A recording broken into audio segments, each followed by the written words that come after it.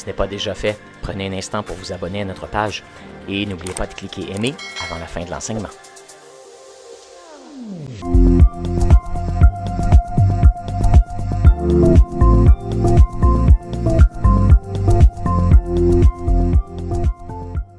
Y en a-tu qui se sont déjà perdus? Hein? Moi, ça m'est arrivé, c'était quand je venais d'arriver à Sherbrooke, j'aime beaucoup la randonnée, j'étais allé faire une randonnée sur la montagne à Stoke. Puis, j'ai commencé dans le sentier, puis là, à un moment donné, j'ai décidé de sortir un peu des sentiers battus, puis je cherchais le sommet où est-ce que j'aurais une belle vue, puis finalement, je me suis complètement perdu dans le bois. J'avais aucune idée où m'en aller. Puis là, heureusement, j'ai sorti mon GPS, j'ai sorti mes maps sur mon téléphone, puis là, de peine et de misère, en essayant sans savoir, marchant dans le champ, passant par des clôtures, par-dessus des clôtures de barbelés, j'ai réussi à retrouver la route puis mon char.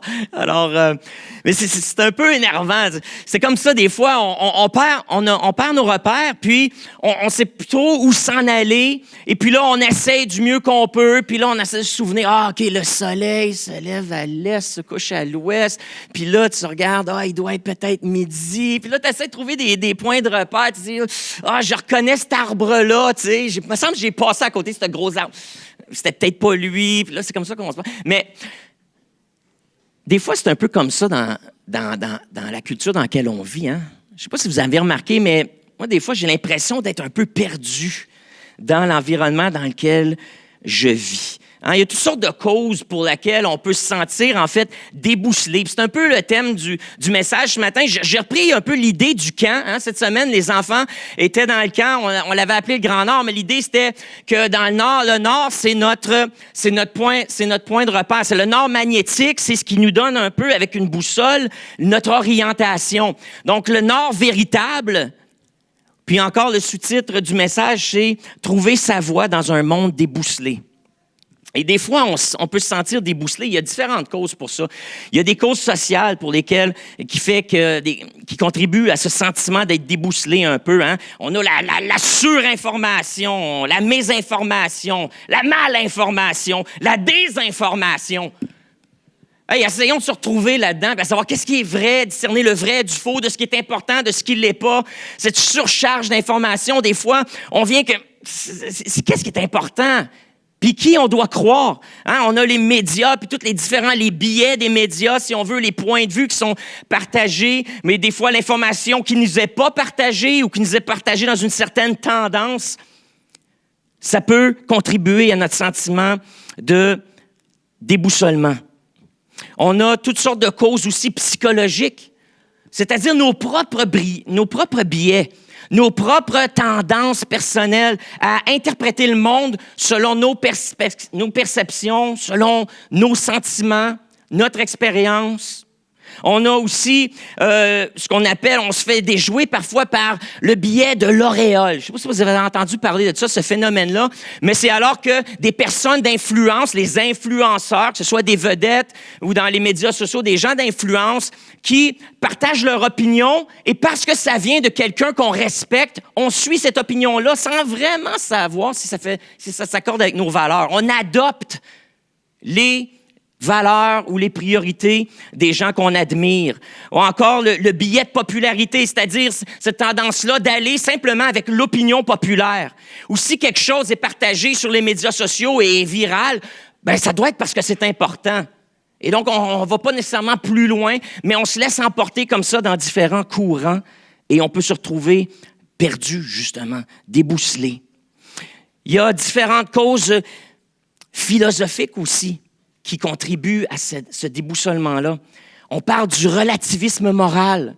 Dans notre culture ou dans un système global comme on vit, alors que toutes sortes de systèmes moraux, de valeurs morales se confrontent les unes aux autres, on a cette idée, on a résorbé le dilemme, si on veut, résolu le dilemme en établissant ce concept de relativisme moral où on se dit,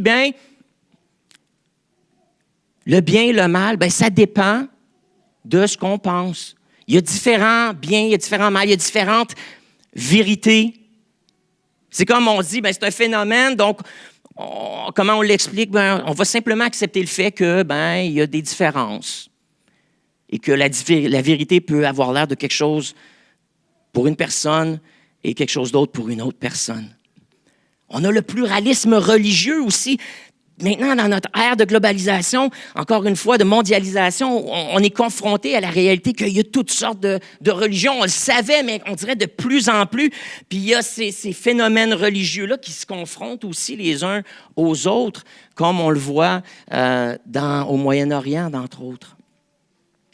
Et encore là, comment on explique ce phénomène-là? Il y a plusieurs religions. Là, on tombe dans une croyance philosophique qu'on appelle le pluralisme. C'est-à-dire, on se dit, dans le fond, tous les chemins mènent à Dieu. Mais ça aussi, ça peut apporter de la confusion. Il y a toutes sortes d'autres causes comme ça qui contribuent à ce sentiment de déboussolement. On parle des crises géopolitiques, la crise climatique, les crises économiques. Comment se retrouver là-dedans? Comment est-ce qu'on se retrouve dans une réalité comme celle-là? Le déboussolement, je pense que c'est un spectre. On peut voir ça comme sur un spectre ou sur un spectrum, sur une ligne. Ou dans une dimension, on a la confusion. La confusion qui crée l'indécision chez nous, la difficulté à se faire des opinions, la difficulté de prendre des décisions, qui peut causer la paralysie, qui peut causer l'anxiété, qui peut causer la peur. Ensuite, sur le spectre au milieu, on peut avoir le cynisme. Ce déboussolement-là peut causer le cynisme ou la méfiance.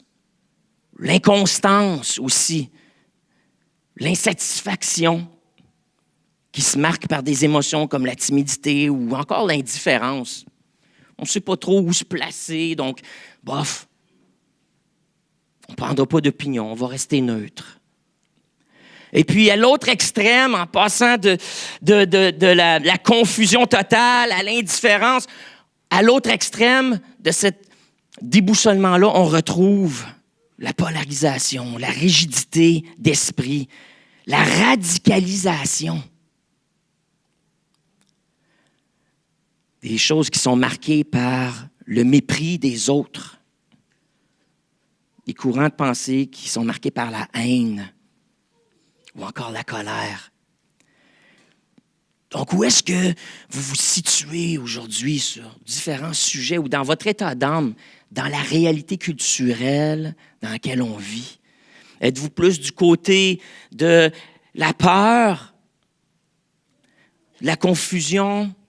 Êtes-vous plus au niveau de l'indifférence, du cynisme ou du côté de la radicalisation, de la rigidité puis de l'opposition? Je pense que dans un contexte culturel comme celui-ci, où il y a tellement d'idées, tellement d'options, tellement de valeurs par lesquelles choisir, tellement de priorités qui nous interpellent, tellement de choix à faire, de positions à prendre. Je crois qu'en tant que société, on vient à un principe qui a émergé dans la modernité et à l'ère des Lumières, qui est l'individualisme.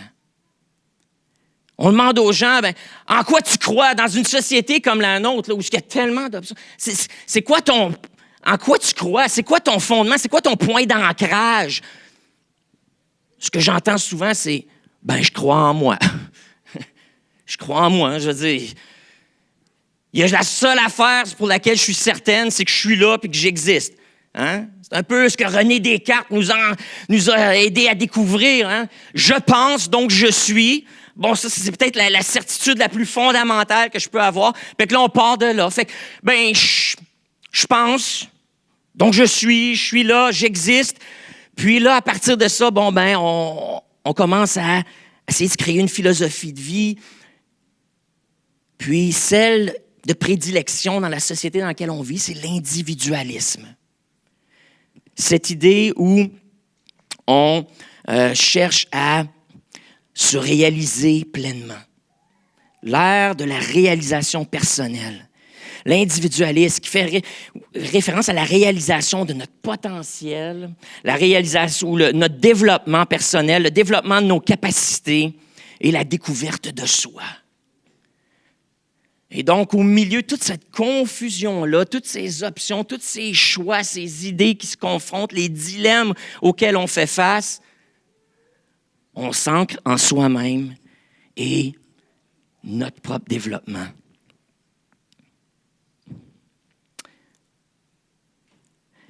Il y a un phénomène intéressant qui se passe. Cette idée-là de l'individualisme qui a commencé dans les années 1500, 1600, aujourd'hui, elle s'est radicalisée, elle s'est intensifiée.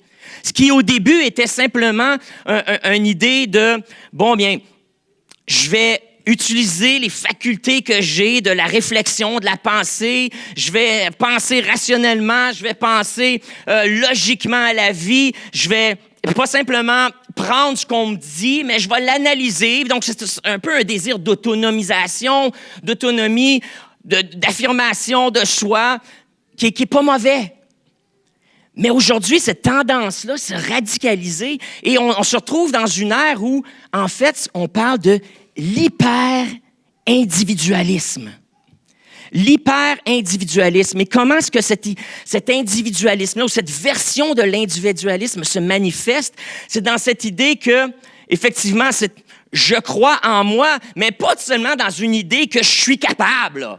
Tu sais, que j'ai une capacité d'accomplir des objectifs, que je suis capable de penser, et que je suis capable d'avoir une réflexion critique face à ce qui se passe autour de moi. On ne parle pas juste de confiance en soi pour atteindre des objectifs, mais c'est cette idée de « je crois en moi », dans ce sens que je suis celui qui détermine ce qui est vrai de ce qui est faux. Je détermine ce qui est bien de ce qui est mal. Je détermine mon destin, ma destinée. Je détermine mon identité. Je détermine ce qui a de la valeur ou ce qui est important. Et on devient le centre.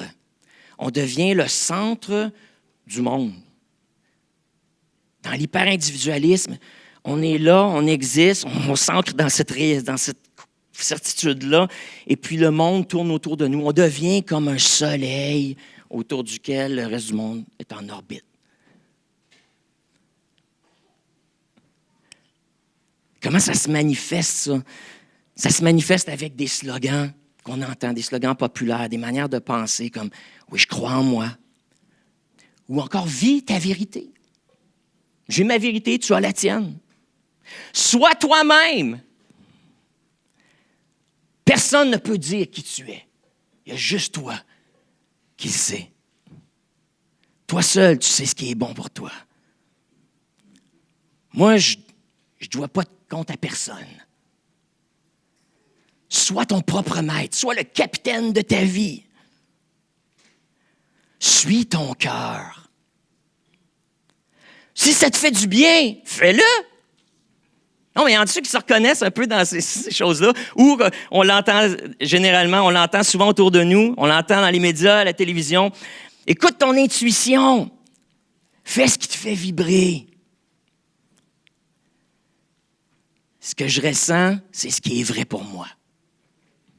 Hein?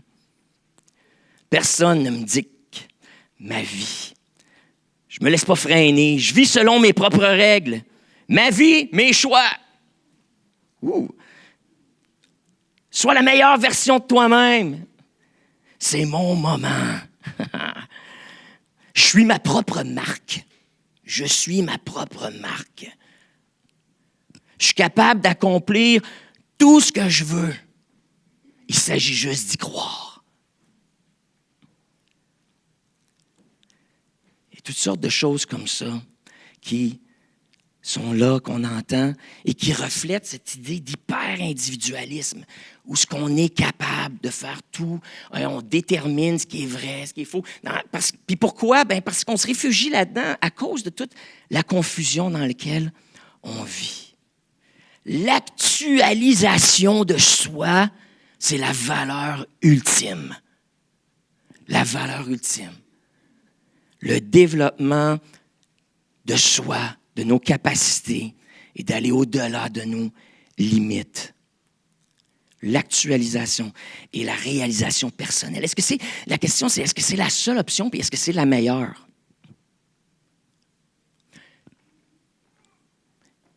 On est dans une église chrétienne et ce matin, on chantait beaucoup de chants à propos de Jésus. Avez-vous remarqué? Je ne sais pas si vous avez remarqué. Beaucoup de chants à propos de Jésus. Certains faisaient référence au Dieu créateur. Certains étaient tirés de l'Ancien Testament avec des mots de l'Ancien Testament et des mots hébreux comme Yeshua, le nom de Jésus en hébreu. On avait Adonai, on avait Jireh, Elohim, Yahweh. On fait référence à une tradition là, vieille de 6000 ans, qui est le judaïsme. Et ensuite, on a le christianisme, qui est centré autour du Christ, qui veut dire le Messie, celui qui a été choisi de Dieu. Un titre que Jésus s'est approprié et que les croyants qui ont suivi ont aussi affirmé que Jésus était le Messie qui avait été promis dans l'Ancien Testament. La solution de Dieu pour rétablir l'ordre dans le chaos. C'était la mission du Messie, telle qu'elle avait été prédite. Dans certains cas, 2 millénaires avant Jésus même. Jésus, celui, le Messie ou le Christ, qui vient rétablir l'ordre dans le chaos, qui vient remettre les choses en ordre, qui va remettre le monde en ordre, qui va établir la justice là où il y a de l'injustice, qui va ramener l'équité là où il y a de l'iniquité, qui va apporter de l'amour là où il y a du mépris. Celui qui va consoler ceux qui ont le cœur brisé. Celui qui va apporter la guérison là où il y a de la maladie. Et même la résurrection des corps là où il y a de la mort. C'était ce qui était prédit à propos de Jésus, le Christ. C'est ce que Jésus, lorsqu'il était sur la terre il y a 2000 ans, a manifesté. C'est ce qu'il faisait. Et avant de partir, avant de retourner dans la dimension invisible qu'on appelle le royaume de Dieu, il a dit à ceux qui le suivaient, « Maintenant, c'est à votre tour. Maintenant, c'est à votre tour d'aller dans le monde et d'accomplir la mission qui m'a été donnée. Maintenant, je vais continuer de la faire, mais à travers vous. Je vais mettre mon esprit en vous, cet esprit qui m'animait, qui me permettait de faire des choses surnaturelles, d'apporter des réponses surprenantes et aussi surnaturelles aux questions complexes de la société de son époque et qui avait un amour aussi irrésistible et surnaturel, celle d'être capable de pardonner même ses ennemis et ceux qui l'ont crucifié. Jésus dit, je vais prendre cet esprit-là de puissance surnaturelle, d'amour surnaturel et de sagesse surnaturelle, je vais vous le donner. Et maintenant, c'est à votre tour d'aller remplir la mission et d'apporter l'ordre dans le chaos du monde.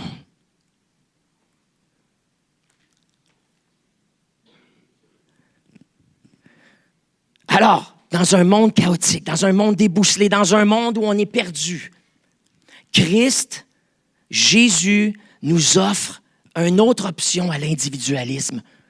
Et on va l'appeler simplement le christianisme. On va rester dans les ismes. Mais le christianisme est une réponse à l'individualisme qui domine dans notre culture présentement. Et qu'est-ce que le christianisme? C'est cette idée, au lieu d'être individualiste et de dire comme maintenant c'est moi qui détermine la réalité autour de moi, C'est moi qui décide ce qui est bien, ce qui est mal. C'est moi qui décide ce qui est vrai, ce qui est faux. C'est moi qui détermine ma propre destinée. Dans le christianisme, on dit, le moi, je l'amène, je l'aligne, je l'accorde avec le Christ, le Messie, le choisi de Dieu, celui qui a été envoyé pour établir l'ordre dans le chaos. Je m'aligne et je me place sous Jésus et je vais opérer selon les valeurs, les priorités, les croyances et la puissance de Jésus. Il y a une différence. Parce que soudainement, ce n'est plus moi le centre, mais c'est Jésus qui devient le centre, l'épicentre du changement, l'épicentre de la justice, l'épicentre de l'équité, l'épicentre de la transformation sociale et personnelle. C'est autour de Christ que, c'est en Christ que je m'aligne. Je choisis le christianisme, c'est-à-dire cette ressemblance à Christ et de marcher à la suite du Christ et de faire les choses comme le Christ et non pas à ma manière seulement. Donc, individualisme au christianisme. On sait pas mal comment l'individualisme marche. Parce que c'est même comme ça dans l'Église, bien souvent. Autant qu'on se dit chrétien, il y a tellement... C'est pour ça que les petits slogans que je viens de vous lire, on les dit nous-mêmes des fois. Peut-être même souvent. Peut-être même qu'on vit notre vie en fonction de ces choses-là comme si c'était des versets de l'Évangile. Ce qui est bon pour moi n'est pas nécessairement pour toi. À chacun ses valeurs. Chacun fait ce qu'il veut de sa vie. On n'a pas besoin de personne pour être heureux. Le bonheur, c'est de penser d'abord à soi. L'amour de soi avant tout. Parce que comment je peux aimer mon prochain si je ne m'aime pas moi-même? Ça, c'est la version chrétienne de l'amour de soi avant tout. Je ne dois rien à personne. Ces slogans-là, on y croit. On les a adoptés par osmose, on les a adoptés à cause qu'on trempe dans le bouillon d'une culture individualiste ou hyper-individualiste. Mais Jésus présente une alternative. Voici 3 valeurs ou 3 manières de faire qui sont radicalement différentes de ce que l'hyper-individualisme nous propose. Et pour les comprendre, Jésus nous donne 3 exemples. C'est en Luc 18. Et je vous invite, ceux qui avaient votre évangile, les évangiles, qui avaient votre Bible, qui est notre manuel de route. Si Jésus est le nord véritable sur notre boussole, la boussole elle-même, c'est la Bible. La boussole fonctionne s'il y a un nord magnétique. La boussole nous pointe vers le nord magnétique. Et donc, la Bible est notre boussole dans une culture, puis la map, tant qu'à faire l'analogie, la map ou la carte, c'est la société dans laquelle on vit aujourd'hui. Donc, comment lire la société et comment naviguer dans cette société qu'on connaît bien parce qu'on vit dedans, on y contribue, on connaît bien la map. Mais la question, c'est comment qu'on se retrouve? Comment est-ce qu'on se retrouve? Bien là, on sort la boussole, puis on suit le nord. Puis là, ça nous aide à voir où on est sur la map et quel sens va la map pour pouvoir partir dans la bonne direction. Jésus nous donne des points de repère. Il nous dit comment lire la map. 3 exemples. En Luc 18, il nous donne une première histoire. Et l'histoire va comme ceci. Jésus adressa une parabole pour montrer qu'il faut toujours prier. Verset 19, excusez, 18, chapitre 18 de Luc, verset 9. Et voilà. Il dit encore cette parabole en vue de certaines personnes se persuadant qu'elles étaient justes et ne faisant aucun cas des autres. Donc ici, on a le public cible. Dans le premier verset, ce premier principe que Jésus s'apprête à enseigner, il l'adresse à un public cible. Et le public cible, c'est ceux qui se croient justes et qui ne faisaient aucun cas des autres personnes. Juste, lis ça ou comprends, ceux qui avaient réalisé leur potentiel. Dans l'ancien, si aujourd'hui, la poursuite ou l'actualisation personnelle, c'est l'objectif premier des humains, dans le temps de Jésus, c'était ce qu'on appelait la justice ou la justification.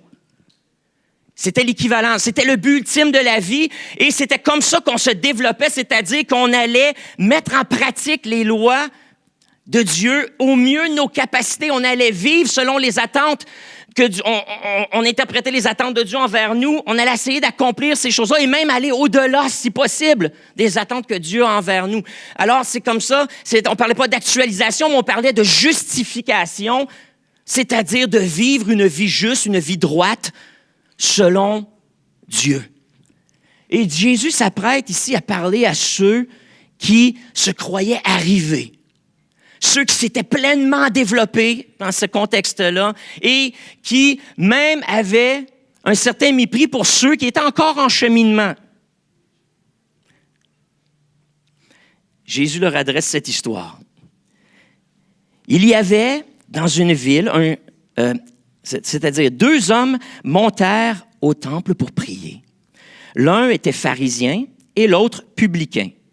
Un pharisien, c'était un homme religieux. C'était un prêtre, c'était un pasteur, c'était quelqu'un qui avait dans cette époque-là, beaucoup de respect de la part de la société dans laquelle il était. C'est peut-être plus le cas autant pour les pasteurs et les prêtres aujourd'hui. Mais dans cette époque-là, les pharisiens étaient très bien vus, étaient très respectés. Et un publicain, ça c'est un collecteur d'impôts. C'était généralement un juif qui travaillait pour le gouvernement romain et qui ramassait les impôts pour le gouvernement romain. Et c'est ça, il n'était pas très aimé, pas très apprécié. Il était vu comme des traîtres à leur propre culture, à leur propre patrimoine, à leur propre peuple. Donc, c'était des gens méprisés, les collecteurs d'impôts, les publicains. Le pharisien, debout, priait ainsi en lui-même. Et voilà la prière pendant que cet homme religieux-là, cet homme d'influence-là, était au temple en train de prier avec Dieu. Il priait en lui-même et voici ce qu'il pensait dans sa tête. Et Jésus nous laisse voir qu'est-ce qu'il pensait dans sa tête. Il dit, « Oh Dieu, je te rends grâce, je te remercie de ce que je ne suis pas comme le reste des hommes qui sont ravisseurs, c'est-à-dire voleurs, injustes, adultères, ou même comme ce publicain. » Les 2 sont à l'église en train de prier et voici cet homme-là est en train de prier. Au moins, il a le culot de se retenir un peu puis de ne pas le dire à voix haute. Mais voici ce qu'il pense, c'est que Seigneur, je te remercie que je me suis développé davantage en toi que l'autre qui est derrière moi là-bas que j'ai vu rentrer en même temps que moi, c'est un collecteur d'impôts-là. Oh, je te remercie de ne pas être dans ses souliers. Je te remercie que j'ai réussi à me développer pleinement et avoir accompli mon plein potentiel en toi, dans ma carrière, dans ma contribution sociale. Je jeûne 2 fois par semaine. Je donne la dîme de tous mes revenus.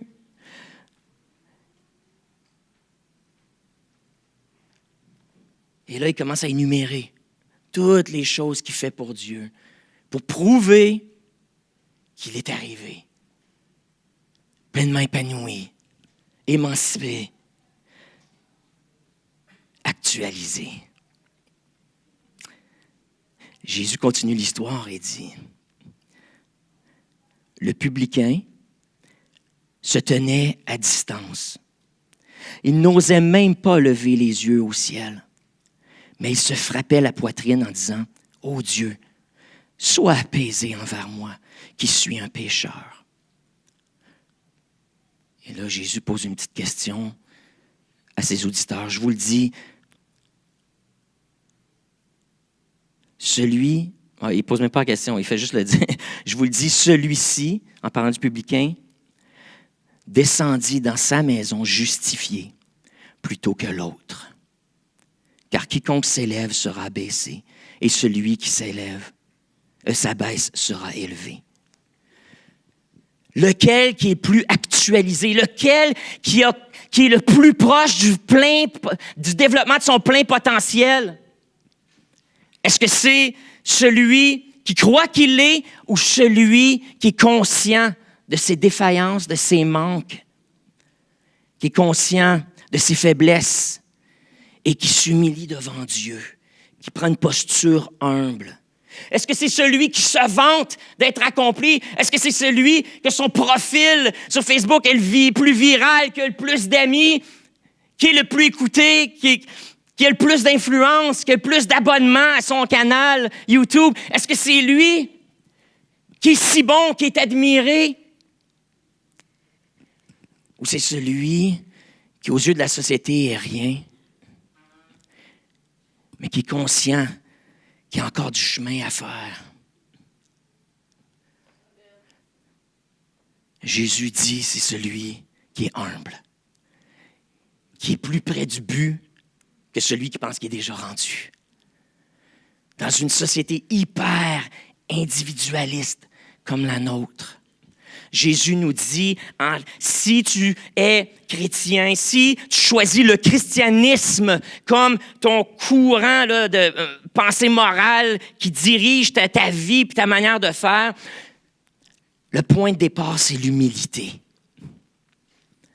C'est pas de t'élever, c'est pas de te présenter devant les autres comme étant arrivé, c'est pas d'être le plus vu. Ça commence dans l'humilité et dans la reconnaissance que tu as du chemin à faire et que tu es loin d'être à la stature parfaite de Jésus-Christ. Parce qu'on commence, c'est facile d'être individualiste parce que on détermine ce qui est bien, on détermine la barre du standard moral. Je fais ce que je sens qui est bien à faire, puis je fais de mon mieux pour atteindre les objectifs, les idéaux que je me suis fixés. Et puis si je peux juste être un peu meilleur que peut-être quelqu'un autour de moi qui est ingrat, si je peux vivre avec gratitude, si je peux être un peu plus généreux que les personnes qui, eux, ne donnent rien, si je peux faire participer à la prochaine campagne de Centraide, je contribue annuellement à la Société du cancer. Déjà, je suis mieux que ceux qui ne donnent pas. Et puis là, on se fait notre standard. Si je peux être meilleur que mon père ou ma mère, ça en est un populaire, ça. Ça, c'est le standard de base, là. Le but, c'est d'être meilleur que mon père ou meilleur que ma mère. Et puis si je peux faire ça, si je peux être meilleur qu'eux, là, ça, je m'actualise. Je m'émancipe. Non, dans le christianisme, le standard, c'est Jésus. Puis quand on commence à se comparer avec Jésus, on lit les évangiles. Ouais, j'ai encore des croûtes à manger. Et pourtant, Jésus dit, c'est celui qui est capable de reconnaître justement qu'il y a encore des croûtes à manger, qui n'est pas encore arrivé, qui est plus avancé que celui qui croit qu'il l'est. Donc, l'humilité, c'est une valeur ou une clé fondamentale de l'actualisation chrétienne, si on peut dire. La deuxième clé est dans le passage suivant, au verset 15. Luc 18, verset 15. On amena à Jésus des petits-enfants, afin qu'il les touchât. Mais les disciples, voyant cela, reprenaient ceux qui les amenaient. Et Jésus les appela les disciples et leur dit, « Hey, laissez venir à moi les petits-enfants, et ne les empêchez pas, car le royaume de Dieu est pour ceux qui leur ressemblent. Je vous le dis en vérité, quiconque ne recevra pas le royaume de Dieu comme un petit enfant, celui-ci n'y entrera point. » Donc, comment est-ce qu'on s'actualise dans un mouvement, dans un courant de pensée du christianisme? C'est en étant comme des enfants. C'est en étant peut-être naïfs comme des enfants. Et puis je sais que le mot naïf, on l'interprète de différentes manières. Et souvent, on parle de quelqu'un qui est naïf, c'est quelqu'un qui se laisse manger la laine sur le dos, c'est quelqu'un qui se fait abuser, c'est quelqu'un qui n'est peut-être pas très allumé intellectuellement. Mais pourtant, c'est pas ce que le dictionnaire nous dit. Dans le dictionnaire, on lit que être naïf, ou la naïveté, c'est ce qui est un naturel, sans artifice et spontané. Oh, ça commence à ressembler à un enfant. Naturel, sans artifice et spontané. Tu sais tout de suite ce qu'il pense. Ce que tu vois, c'est ce que tu as. Et puis, il n'y a rien de plus naturel qu'un enfant qui est authentique. On voit encore cette définition. Être naïf, c'est plein de confiance et de simplicité. Et on est plein de confiance à cause de quoi? Un peu par ignorance et inexpérience. Ça aussi, ça décrit un enfant. L'ignorance et le manque d'expérience. Et pourtant, Jésus dit que ceux qui veulent entrer dans le royaume de Dieu, ceux qui veulent s'actualiser vraiment et s'aligner, devenir ceux et celles que Dieu a créés, on doit devenir un peu comme des enfants, naïfs. Naïfs. Admettre que oui, on n'a peut-être pas tout compris. Admettre que oui, on manque certaines expériences, que le monde spirituel puis le monde dans lequel on vit est complexe et qu'on ne peut pas prétendre avoir tout saisi. Et donc, d'être comme des enfants et d'embrasser la réalité dans laquelle on vit avec un sens d'aventure, un sens de découverte, un sens du jeu. Et d'embrasser le christianisme et le royaume de Dieu avec cette attitude-là de jeu, de découverte, d'aventure, de faire confiance et simplement d'embarquer puis de découvrir, au risque peut-être des fois de se faire mal, au risque des fois d'être dans un environnement où je ne comprends pas toutes les règles du jeu encore, mais il y a d'autres mondes qui sont là, puis on s'amuse ensemble, puis c'est le fun, parce qu'on est en train de découvrir, puis on est en train de jouer, puis de rire ensemble. Puis des fois, on pleure ensemble. Des fois, on prie ensemble, comme un matin. Des fois, on admet qu'on est impuissant. C'est ça, être enfant aussi. C'est de savoir que j'ai besoin d'un parent, d'un adulte, des fois, pour venir apporter la solution dont j'ai besoin. Alors, à tous ceux ce matin qui ont avancé, merci d'être comme des enfants, d'avoir été des modèles et d'avoir cette attitude-là d'un enfant, de dire j'ai besoin de papa. J'ai besoin de quelqu'un plus grand que moi pour me sortir de cette situation. J'ai besoin de sa sagesse, ses idées. J'ai besoin de sa force. Hey, on est comme des enfants. Puis si vous étiez témoin de ça pour la première fois, peut-être vous êtes nouveau ici aujourd'hui, puis c'était quoi cette affaire-là? C'était juste ça. Des enfants qui viennent vers papa et qui disent « Papa, j'ai besoin de toi. Je vis des choses qui sont plus grandes que moi. Je me suis fait mal. Mon corps fait mal. Mon cœur fait mal. Il y a des gens autour de moi qui me font mal. Juste viens m'aider. J'ai besoin. Viens. » Mais vous allez aussi voir des gens qui vont rire puis s'amuser. Vous allez voir un gars habillé en hot dog dehors, en train de vendre des hot dogs. Parce que ça aussi, ça fait partie du royaume de Dieu, d'être capable de s'amuser, d'être capable de rire, d'être simple, puis d'avoir du fun. puis de nourrir, de tisser ces liens-là. Puis on s'en fout, là, si je gagne ou si je perds. Regarde, on va juste s'amuser ensemble. Vous allez voir ça ici aujourd'hui. Certains adultes, des fois, peut-être, aujourd'hui, comme notre directrice d'éducation chrétienne, met son maillot de bain et glisse dans la glissoire, dans l'eau, et joue avec les enfants. Ouais, on fait ça ici aussi. Toute la semaine, il y a des jeunes adultes, des ados qui étaient là et qui jouaient avec les enfants, qui se sont fait petits avec les petits. Parce qu'ils savent que c'est ceux qui ont le cœur comme ça, qui entrent dans le royaume de Dieu, qui sont ouverts au sens d'émerveillement, qui savent, qui n'essaient pas tout comprendre d'avance, mais qui s'embarquent dans le jeu, puis qui disent, je vais le découvrir en le faisant. L'hyper-individualiste lui dit, il faut que je comprenne. Je dois comprendre toutes les règles du jeu. Je veux savoir s'il y a du danger, s'il y a un risque. Je veux comprendre tous les concepts. Je veux savoir si tu l'as. Je veux me faire une opinion, si tu la vérité. Puis là, on revient à c'est moi qui décide. Tandis que l'enfant, lui, accepte ce que papa lui dit, ce que maman lui dit. Hein? Fais ci, fais ça, fais confiance. Viens avec moi. Suis-moi. Viens-t'en. Il ne sait pas où il s'en va, mais il suit papa, puis il sait qu'il va arriver à bon port. Il va arriver quelque part où ça va valoir la peine.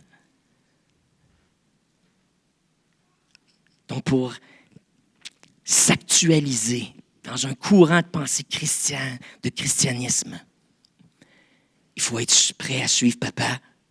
Il faut être prêt à l'aventure. Il faut être prêt à découvrir, à tout connaître d'avance, mais simplement embrasser le processus, embrasser courageusement l'inconnu, mais se prêter à ça, comme des enfants.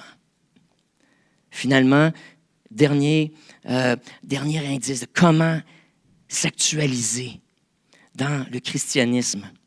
Jésus révèle une dernière parabole. Et en fait, celle-ci n'est pas une parabole, c'est une rencontre qu'il a eue avec, ça dit, un chef qui vient interroger Jésus. Donc, au verset 18, chapitre Luc 18, verset 18.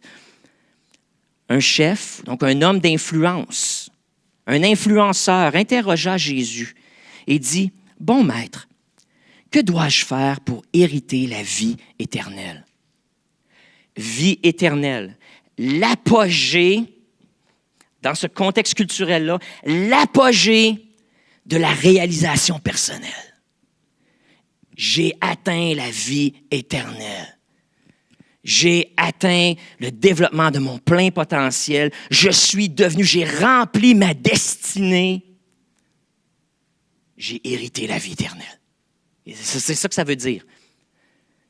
Donc, l'influenceur vient, puis qu'est-ce que je dois faire pour remplir pleinement ma destinée?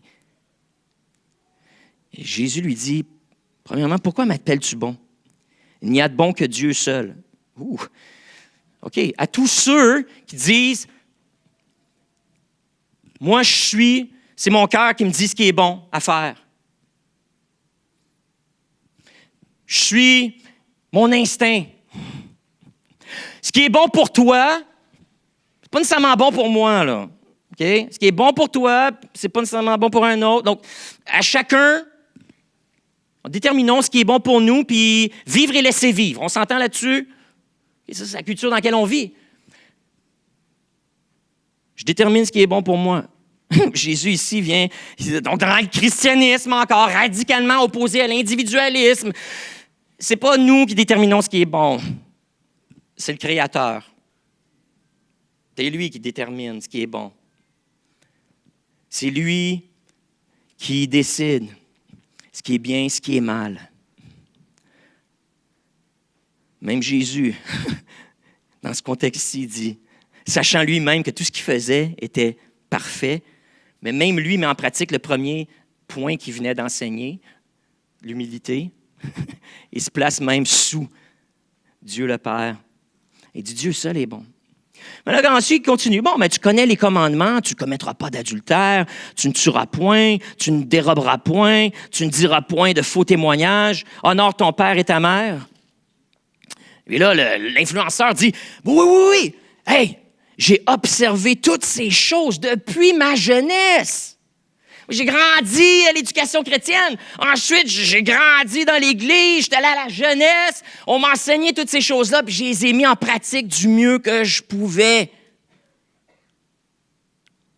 Alors, Jésus, ayant entendu cela, lui dit, « OK, alors tu penses que tu es arrivé, là? Ben, il te manque encore quelque chose. Vends tout ce que tu as.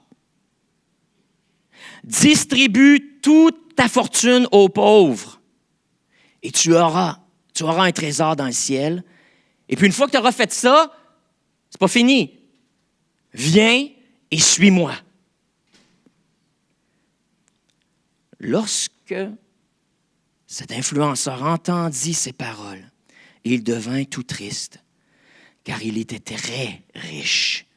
OK?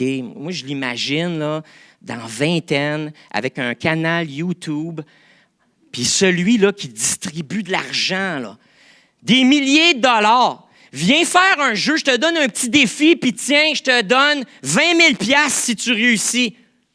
Mais ce qu'il a pris, son 20 000 $, il l'a pris dans sa fortune. Ils font des millions à faire des niaiseries sur Internet, puis avoir leur propre brand, avoir des contrats de commercialisation, de branding. Ils ont leur propre produit, ces tablettes.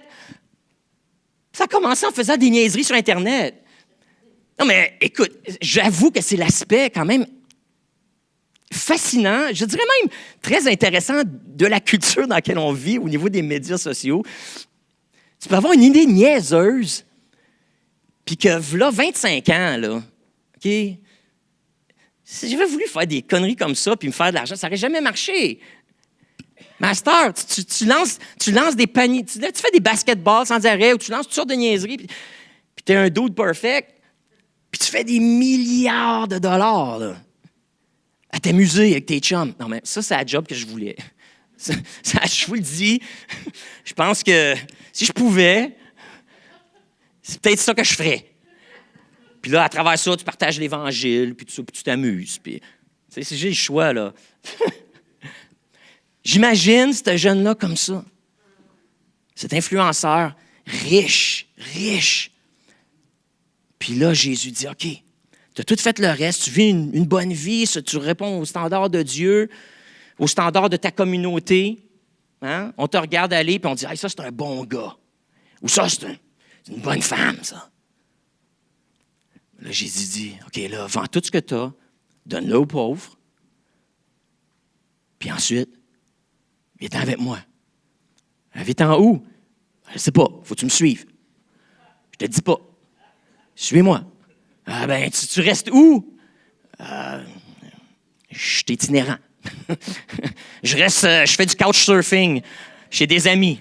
Des fois, je couche dans le bois. Ou, des fois, je fais du camping. De temps en temps, il y a quelqu'un de riche qui m'accueille, puis là, on mange bien cette journée-là, puis on dort bien. Mais c'est rare. Ah ouais, puis en passant, tu risques de te faire garrocher des roches de temps en temps.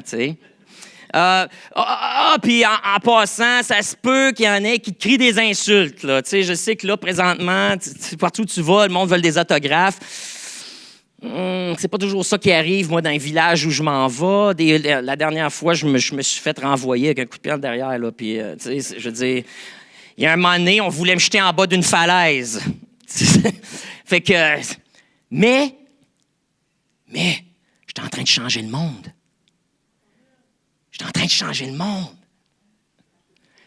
Le monde autour, ils ne savent pas ce que je suis en train de faire. Je suis en train de renverser la culture. Je suis en train de transformer la société. Je suis en train de renverser les préconceptions que les gens ont de Dieu, de la spiritualité, mais de ce qui est possible même dans le monde naturel.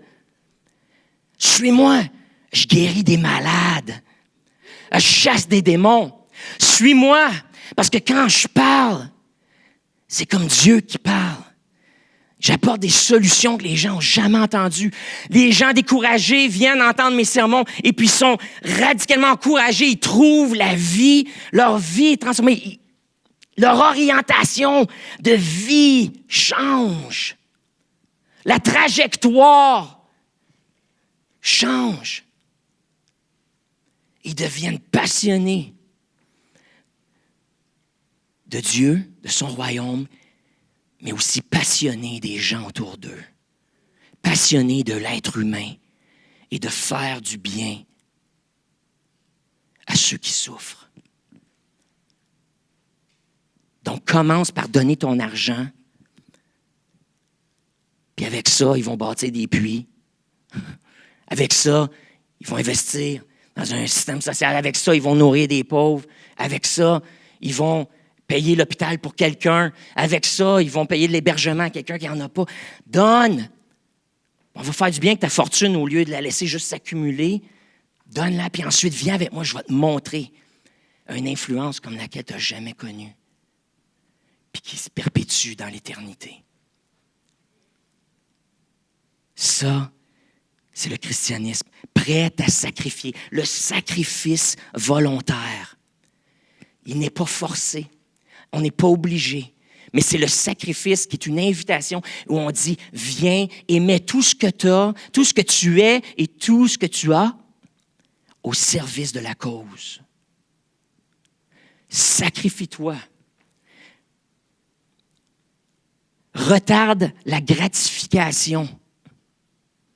Remets à plus tard cette gratification dont tu jouis présentement, ton argent, ta popularité, ton influence. Es-tu capable de retarder ça pour bâtir un avenir meilleur pour les autres? Puis toi aussi, tu vas pouvoir en bénéficier. De sacrifier pour les autres, de voir les intérêts des autres au-delà des nôtres, d'être au service. Et là, on revient à ce que Jésus disait au début du chapitre. Au lieu de se voir grands, faisons-nous petits et élevons les autres autour de nous. Ça, c'est le christianisme, par opposition à l'individualisme. Mes amis, je termine. Les recherches prouvent que l'hyper-individualisme a des conséquences. C'est l'anxiété de performance, de vivre constamment dans la pression de performer, de devoir rencontrer les attentes qu'on a établies. Ça mène à l'isolement social, à la solitude accrue, des troubles de santé mentale et d'anxiété. Ça mène à l'insatisfaction. De vivre centré sur soi mène à l'insatisfaction, à une quête perpétuelle et sans fin d'actualisation, parce qu'on n'atteint jamais le but. L'hyper-individualisme contribue au déclin de la solidarité et de l'engagement communautaire, à la fragmentation politique et la polarisation. L'hyper-individualisme contribue au déclin de la famille et à l'instabilité relationnelle. Ça inclut le divorce. Et l'affaiblissement du sens moral commun, parce qu'il n'y a plus de point de repère. Ça, c'est ce que les études académiques ont révélé, que l'hyper-individualisme mène à ça. Versus une vie épanouissante, une vie éternelle, qui est une qualité de vie qui est, dans le christianisme, la vie éternelle commence maintenant. On peut en jouir maintenant. Et je l'ai vu en action cette semaine avec une équipe de 16 personnes, d'une église qu'on connaissait à peine, des gens que je ne connaissais pas du tout avant le mois de mars, quand ils sont venus faire une petite visite, checker un peu c'était qui l'église Le Carrefour. Puis, ils ont été agréablement surpris parce qu'on les a servis quand ils sont venus. On les a bénis, on a prophétisé, prié sur eux. Ils ont contribué à l'éducation chrétienne. Il y a eu un bel échange. Puis cette semaine, ils sont revenus et ces 16 personnes-là ont servi les 48 enfants qu'on a dit. 46 enfants, en tout cas, une quarantaine d'enfants. Et puis, qui se sont fait petits avec eux, qu'ils ont donné, qui ont dormi sur des matelas gonflables, sur des matelas à terre, qui ont eu chaud dans le jubé en haut, qui avaient trop froid en bas à l'air climatisé, qui ont mangé des affaires peut-être qu'ils ne mangeraient jamais chez eux parce que c'est nous autres qu'on leur fournissait la bouffe puis ils mangeaient ce qu'on voulait qu'ils mangent. Ils ont accepté ça, ils ont fait plein d'affaires qu'ils n'auraient pas faites chez eux, comme laver des fenêtres. Je suis certain que c'est pas eux autres qui lavent les fenêtres chez eux. Et ils ont fait ça ici, peut-être à part toi, Nathan, naturellement. Et puis, donc, tout ça, ils se sont fait petits, se sont fait humbles, ils ont sacrifié, ils ont été humbles, ils ont fait des affaires qui étaient peut-être pas glorieux, mais ils ont accepté de jouer. Ils ont embrassé l'expérience avec courage. Ils se sont pliés au plan de Dieu pour cette semaine et ils ont accompli quelque chose d'extraordinaire qui a béni leur équipe et je les entendais rire, je les entendais être un, ensemble, proches les uns des autres. Ils ont vécu quelque chose de beau et le royaume de Dieu, ils ont vécu la vie éternelle, ils la vivaient, là. Au point où ce que les ados de notre Église voulaient être avec eux parce qu'ils dégageaient quelque chose. Alors, ça, c'est le royaume de Dieu. Ça, c'est le christianisme. Amen. Juste attends. Juste attends.